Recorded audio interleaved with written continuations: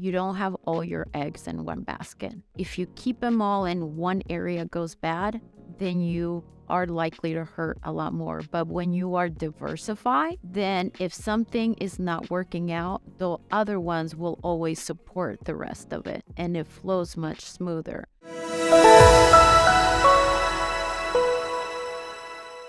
Do you partner with people? I partnered last year on 2 flips, but honestly, I do most of it on my own. Not because I'm opposed to it. It has to make sense. I'm more than happy to partner. I look at deals all the time. I do have people that come to me and they're consistently giving me off-market deals. The thing is, they don't understand my criteria. Like my real estate agent does. And I believe there's deals to be had out there, whether it's on the MLS or private. You just got to know your numbers. That's the number one thing. And you got to know your market. Okay, that's the other thing. Understand who is your client.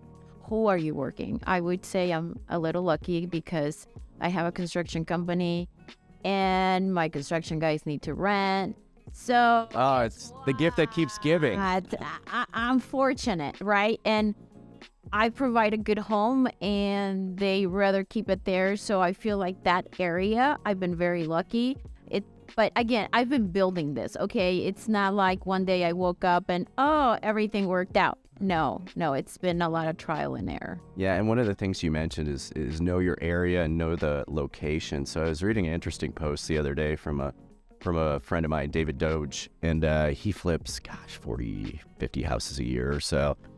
And he was asked the question, why don't you buy in war zones? I think he was asked that just in that manner because he was looking for properties that, would be considered B locations, just, better locations. And he went through a laundry list of 10 things. But, I mean, one, just, the turnover rate, the turnover cost, likely these units are there is more wear and tear on them. Appreciation, you're never going to see the appreciation. The cash flow, although it sounds great and looks great on paper, once again, with all these turn costs and all these issues and possible additional evictions, that workforce, just like the upper end workforce, the lower end workforce also struggles during some certain recessionary times. So that's when people can't pay rent. And you just went through this laundry list of things. So where at the beginning, lots of people were like, why don't you get this? This is 25% cash on cash return. I was like, just hold up here. I know that's a $30,000 house, but there's still a $3,500 furnace in that. Okay, so I know you're doing these numbers and you're thinking you're going to make this, but that furnace now just cost you 2.5 years of cash flow because your investment was at such a low basis. You thought this return was going to be up here, but it's just not. That's not what's going to happen. So I just love that you broke down those criteria and that it's taken you a while to put together, but that you're sticking to those and seeing the value of a better asset. It's the numbers. I think anybody who's been successful, if you didn't see the numbers and you're looking more than just what am I making now? The great example, okay, the furnace, goes out. Like you said, the cash flow goes out, right? You got to think, again, you got to think about the future. How does this look? And how does this either cost me or provide me? And is this something I can maintain?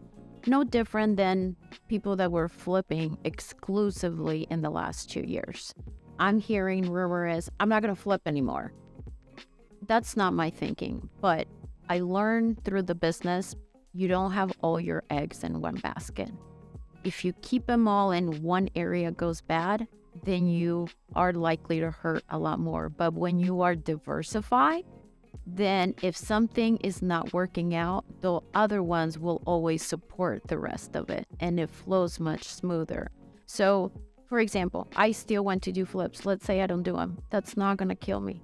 That doesn't affect me other than I'm not going to make that extra income. My rentals are still there. My construction company is still there. The rest of it is still there. So I think when you look at your portfolio, everybody's different. Some people love flips. Some people love rentals. Some people love new construction.